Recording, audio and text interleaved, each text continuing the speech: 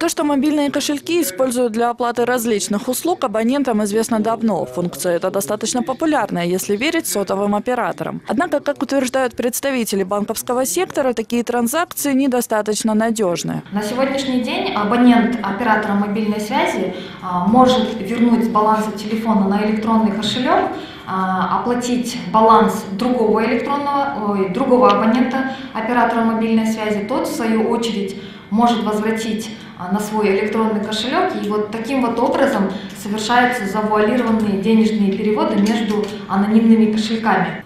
Несоблюдение процедур под ФТМ может повысить риски отмывания денег, ну и финансирования терроризма.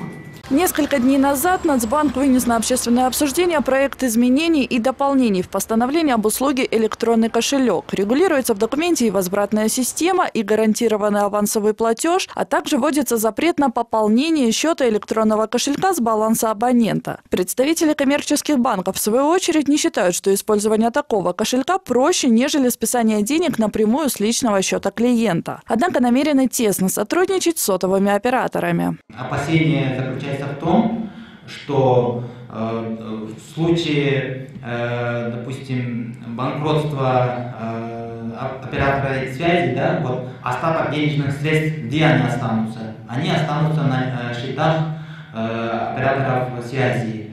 А в случае открытия электронного кошелька и нахождения денежных средств на банковских счетах, то они, получается, останутся на банковских счетах, и Нацбанк, как надзорный орган, как защищает права потребителей. Должен быть какой-то некий симбиоз банковских услуг и финансовых услуг вместе с предоставлением мобильных услуг. Основное отличие это то, которое аргументирует оператор, что это удобство. На самом деле ничто не мешает нашим же клиентам, нашим гражданам пополнять так же, как пополнять сотовый баланс за сотовую связь, также пополнять электронный кошелек и уже с него платить все услуги, которые они предоставляют.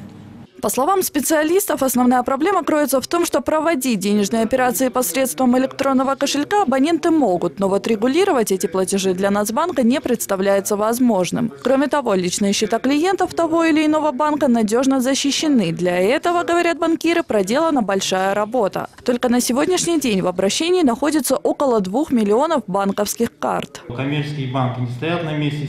На сегодняшний день уже в обращении находится более 1 930 000 банковских карт, более 1500 банкоматов, более 8000 посттерминалов. Конечно же, это не такое большое количество, позволяющее охватить все население Кыргызской республики, но опять-таки на сегодняшний день уже существуют коммерческими банками запущены свои электронные кошельки,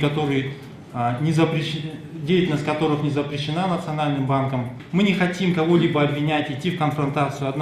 Мы сторонники за совместное развитие рынка, увеличение доли безналичных платежей. По данным мобильных операторов, электронный кошелек является наиболее востребованной функцией у каждого из 3 существующих в стране сотовых операторов. Ежедневно общий объем транзакций превышает 1 миллион сомов. Опираясь на такие показатели, главный финансовый регулятор все больше сомневается в вопросах ответственности операторов и отслеживания системы отправки средств с счета абонента до конечного пункта. Сабина Дамаскина, Асхат Касымбеков, НТС.